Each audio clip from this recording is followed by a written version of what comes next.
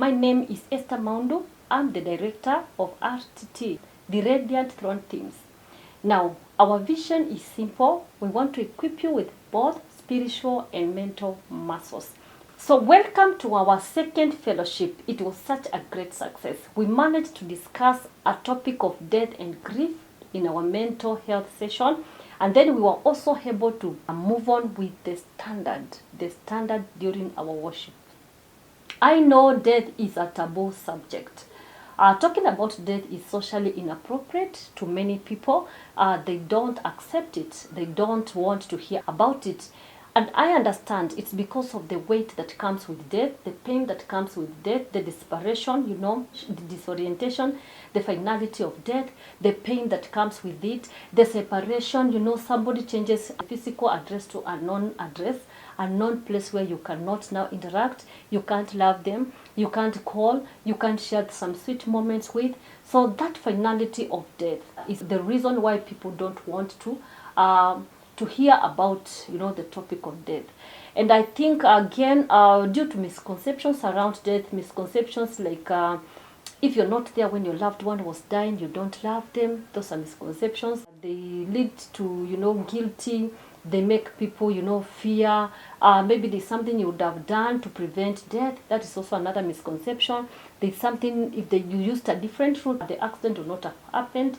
If you ate well, maybe you would not have gone through this, which is true, but it is not true after death has happened, because after all, it will not resurrect the person who is dead. So it is always important for us to learn these things. And then there's also another misconception, like talking about death attracts death. So you start discussing the topic of death, and then death will hear you talking about it, and it will come knocking at your door. Either you will lose a loved one, or you will end up losing your own life. So people fear talking about death, and that's why we say it is socially inappropriate to talk about death. At RTT, we acknowledge that death is inevitable, and death is part of life. It is not the opposite of life. And death, though painful, it presents to us, a blank page that we need to just start feeling. How do you react? How do you behave? And some misconceptions like grieving is a sign of weakness. At RTT, we believe that to grieve is not a sign of weakness, and that's why we allow people to grieve. We are telling people it is good to grieve when you lose a loved one. Anything that affects your mental health affects us. Anything that affects your mental health is worth discussion. Anything that brings about instability in your life is worth a mention. This is a platform for that. It's a safe space for such kind of discussions. Please listen and make sure that you tag along a friend. And remember, we also have counseling programs. We have therapists with us. We have professionals around us at RTT. We have doctors with us. Call us, please. Our email is just down there. You can email us, you can talk to us. We'll be able to help you. We'll be able to walk with you through that journey until that point whereby you are now stable. We don't get to that point whereby we have now flushed the memories completely. You can't do that. It is not doable. It is not possible. There's no this point in life whereby you will not have a single memory of a person you interacted with. Even an infant that died after one day, people will talk about such a person. Even when they are old, they will remember, I had another child. The child came to me for only one day and they departed. So you can't really flash that memory away. It will just linger on and live with you. But are you able to manage life, to go through that, to think about that? Maybe if you're shedding tears, you shed tears. If you would, some people will choose to smile and laugh and even cherish those times that they used to be with their loved ones, but then they continue living. So at RTT, we have enough experts to walk you through. We have programs as well to even help people go through anything that affects them mentally. So ladies and gentlemen, welcome to RTT once more again. My name is Mike Sifuna, and will be the moderator of this panel. Now today we have a very important topic to discuss, and it is such a sensitive topic. We will try as much as possible as the Lord will enable us to expound on it. And the topic of discussion for today is death and grief. We understand that none of us is immune to death. It is something that in one way or another we have encountered. We have lost our loved ones, our friends, or relatives. It is something that affects each and every person. So before we get into the topic of the day, I'd like to introduce the panelists from my farthest right. Karibu. My name is Sophie Simon. Happy to be here. I am a mother, a wife, a nurse, a mentor, and a trainer, and above all, a child of God. My name is Evans Baraka, and I'm a singer, and I'm a baker. Nice to be here. My name is Esther Maundu. I'm the director of RTT. I would like to welcome all of us to the session. So sensitive, but it is part of our journey. So welcome, and God bless you so much. Thank you so much. As I said earlier, my name is Mike Sifuna, and God bless us. Thank you, everyone, for coming, and feel at home, relaxed. Bwana asifiwe. Okay, so getting straight to the topic, we would like to begin with an introduction and definition so that we understand what death is and what grief is. So I'll begin by quickly defining death. Death is simply an irreversible cessation of life. Irreversible cessation of life or end of life. Some sources define death as brain dead, because after the brain is dead, most likely all organs we tend to get to cease living. Bwana asifiwe. So with that, after death, you know, it is a physical separation. We get to lose someone, and we are left with a gap behind. So those who have lost undergo what you call grief. If you've lost someone, you that experience that you went through or that you go through after the loss, that is what is referred to as grief. So I'd like to welcome Madam Sophie to help us understand more on grief, definition, and anything else she will add on. Basically, grief is what the moderator has said. In simple terms, is the reactions. All the reactions could be cognitive, could be physical, could be behavioral, could be psychological. That is what we call grief. But I want also to introduce another aspect of another definition called mourning. Mourning is how you choose to express grief. So whatever people now do after someone has passed on is now what we call mourning. And we come from different cultural backgrounds, and you know what people do. Some will want to maybe keep away things that belong to that person. Some will want to wear their clothes. Some will want to wear in a particular manner. All that they do is what we call mourning. I have a question for you. There are people who think that if we ignore the pain, it goes away. Is that a fact or a myth? Now, according to me, it's a myth. It is not factual. When you ignore the pain, you are like covering. We say to cover fire with what? With a blanket, and then at the end of the day, it will still, burn the blanket and come out. I've met friends that told me that they lost their loved ones when they were so young, but then they come to grief later, much later, when they are already grown-ups, they have their families. And my expression or my explanation of this is the bit of attachment. And attachment is one thing that doesn't go. So when we are discussing death in the dimensions of time, space, and attachment, that is closeness. The time and space with time, and through help and the process of grieving, we usually untangle from that aspect of time and space. But as for the attachment, it doesn't go anywhere. The rich episodic memories, the catalog of data that we had we had, or the experience we had with this person, the relationship that we drew while this person was still alive, doesn't just go. And you can't just bury it somewhere or flush it like just the way we do. You can't flush it out. It will just have to, it lingers on. So I don't think it's really advisable to ignore grief. Thank you so much. To Sophie, I would like to know, still on the same topic, grief is a process. It's not a one-day thing or something that we encounter and get out of it immediately. So we have assumptions outside here, people trying to give timelines on how long grief should take.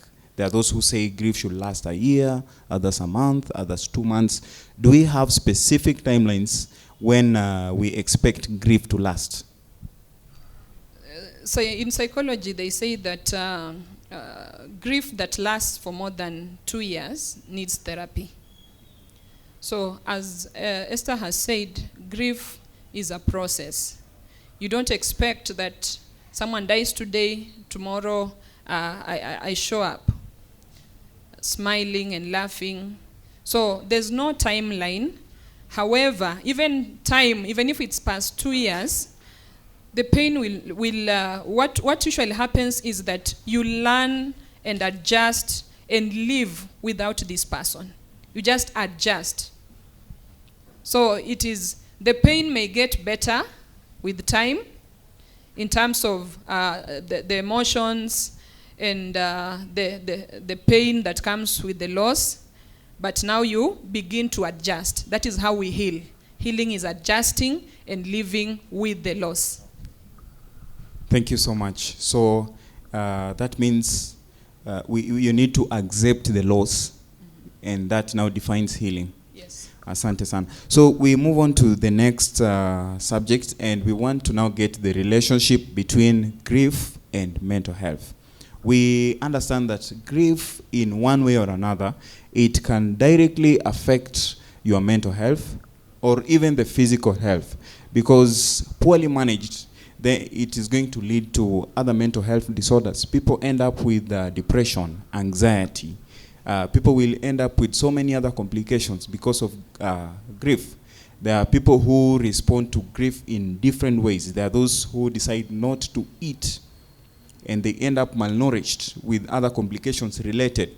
There are those who overeat when they are under pressure and stress and grief, and they end up overweight. So people relate differently. I'd like to bring you back, Ms. Sophie, to help us try to give us a balance between mental health and grief. At this point, I want to invite all of us, those who are not here the last time we were talking about mental health and the church, just go and watch that clip and get so that we are at par of whatever it is that we are discussing. So grief, we said we are humans who have a soul, and where the soul is, that is where emotions come from. And when you lose a loved one, we have already said that grief is the reactions, emotionally, physically, psychologically, mentally. So those reactions. And at this point, Mike, allow me to just describe briefly the types of grief. So whatever is normal, quote unquote, is what we call acute grief. Acute grief is the reactions that come immediately after the loss of a loved one. And these reactions are supposed to last up to a few weeks. And it is allowed. These reactions, the crying, the what ifs that she has mentioned, the guilt, the anger, the anxiety, they are supposed to last just a few weeks, and then you enter into what we call integrated grief. When you enter into integrated grief, it means you have been able to go through the process of grief. And now you are in quote-unquote normal state, whereby, you remember during COVID we used to say the new normal. Now you have entered a new normal where now you are living without this person. If you are the husband, you lost your wife, now you are in a new normal of living without your wife. If you are a parent, you lost your child, you are in a new normal of living without that child. So from acute grief, you go into integrated grief. However, because now we are talking about mental, there is the aspect of being able to cope with. Are you able to have coped with for you to enter into integrated grief? If not, now we have what we call complicated grief. Complicated grief, where now it is prolonged beyond 6 months, be called chronic grief. It is longer. From acute, now we go to complicated grief and chronic grief. There are other types of grief that is called the silent grief. There are people who repress their feelings. By the way, did you know that we have 2 types of grievers? One type of griever is called an instrumental griever. An instrumental griever is a griever who will act very soberly. Hao ndio watu wanawekwanga kwa komiti za matanga. They'll be very sober. It's a son in the home, yes, but hautaona machozi yake. Yeye ndiye anakimbilia kupanga vile matanga itakuwa. Anakimbia, anatafuta sanduku, anakimbia, you know. And having gone through grief myself, kuna kitu, and I'm a firstborn, niliambiwa, you grieve soberly. Kwa sababu, culturally we have some relatives who will come in the house and take advantage of the confusion. So you become an instrumental griever. You are very sober. Umefunga milango ya bedroom, umetafuta matitles, maliziko umeweka, you know. That is the moment of grief, instrumental griever. The other griever is called an intuitive griever. An intuitive griever is that griever who expresses their emotions. Tunaelewa? So intuitive griever and express, they are feelers. In psychology, we call them feelers. Instrumental grievers, they are thinkers. Okay? So this brings me to another type of grief called silent grief. And usually it is for these instrumental people. It is for men who are told men are not supposed to cry, so they behave soberly. The other one is masked grief. Masked grief is when it's almost like silent grief, but nobody knows that you are grieving. And there is another very serious one, which may not be related to whatever we are discussing, but it's called anticipatory grief.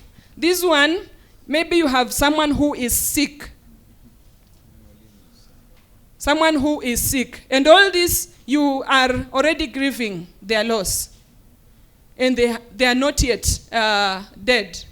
Or they have not yet passed over. But we are talking about mental grief and the mental aspect of it. So, in all these stages, depending on where you are at in terms of grief, is it acute? Acute, of course, we will have the anxiety bit. We will have what we call separation response. And then we also have stress response at that particular time. So whatever we discussed under mental health, and I think it is Mike who talked about it, the signs and symptoms of mental health: anxiety, shock, disbelief, anger, irritability, you are guilty, maybe you are regretting, why didn't you take this person to hospital? The way she has said, you might have lost a loved one when you are not there, and you are thinking, so you have feelings of guilt and regret. Sometimes, what Mike has said, physical aspect of it, what we said last time is called somatization.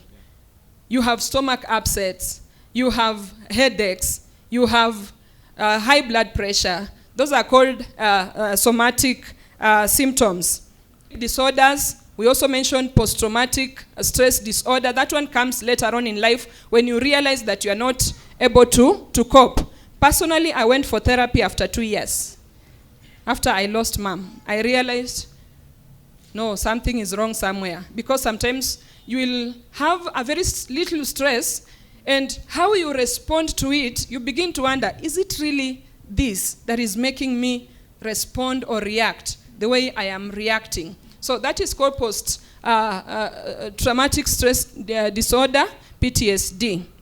A point of clarification. We are talking about grief and death. But I want to let you know that grief doesn't just come from death. There are other areas that can lead people to grieving. Like, for example, if you lost your job.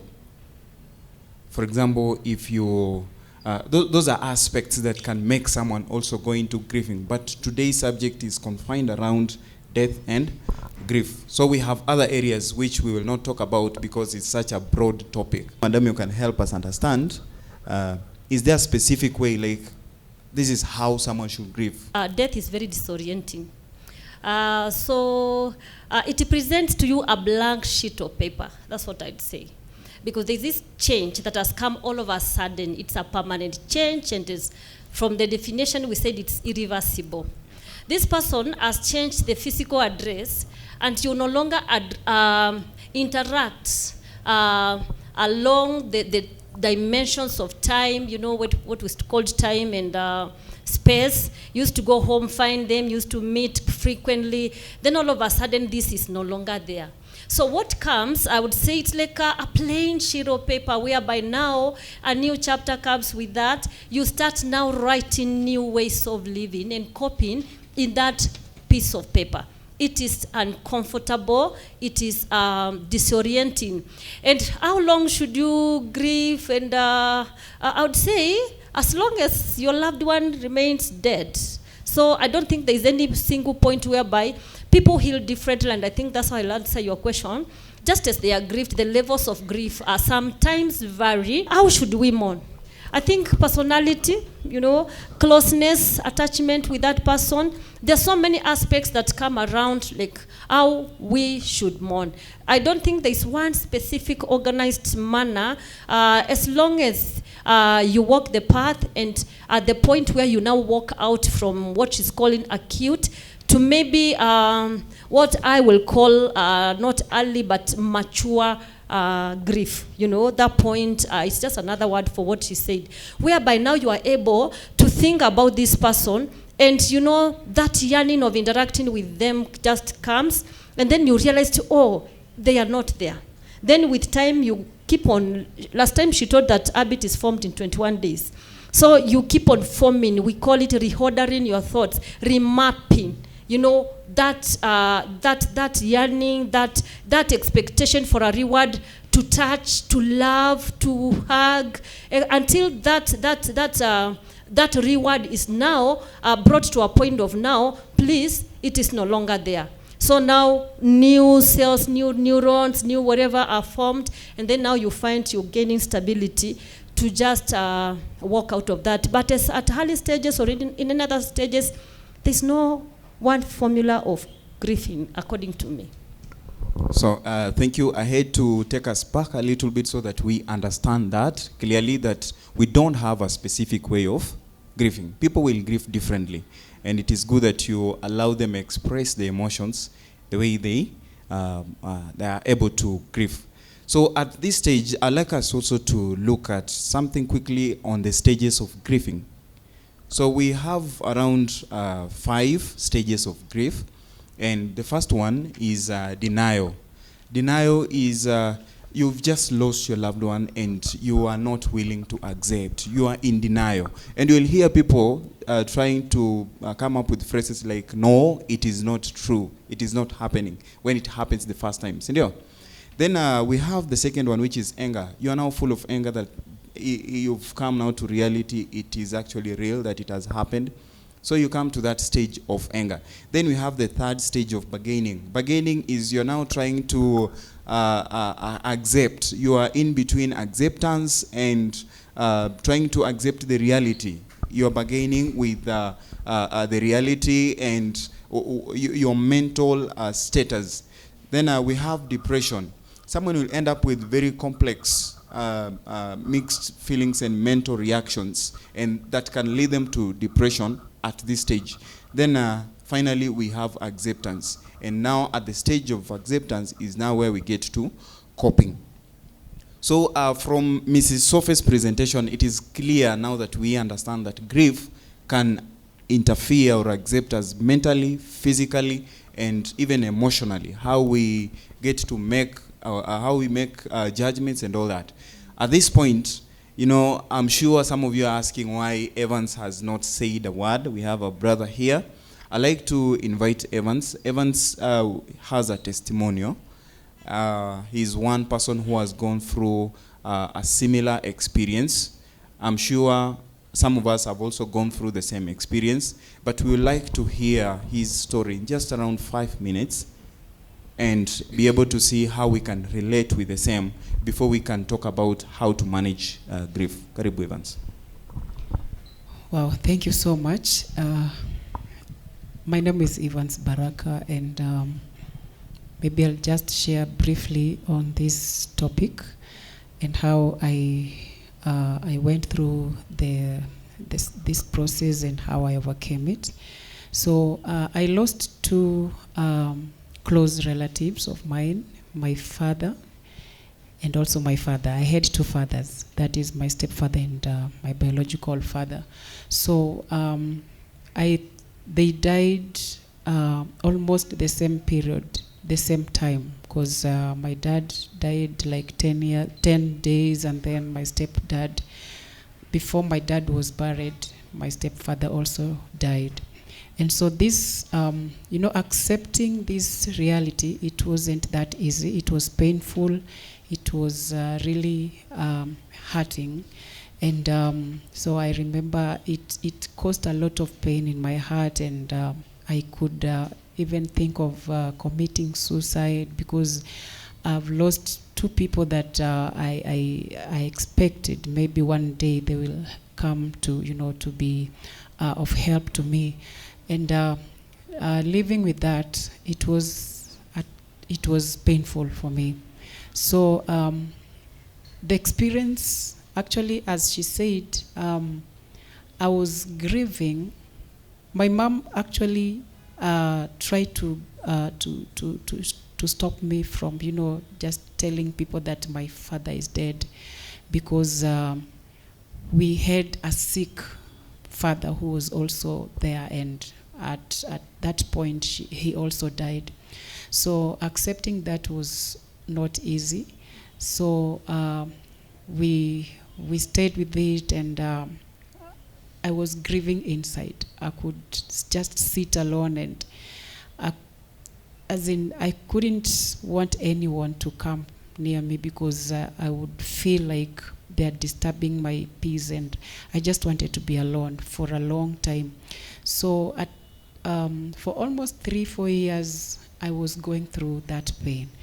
But then also, because now I'm left with my mom, and it was around 15 years, I was still very young, and accepting that I have no father, I have no dad, it wasn't that easy.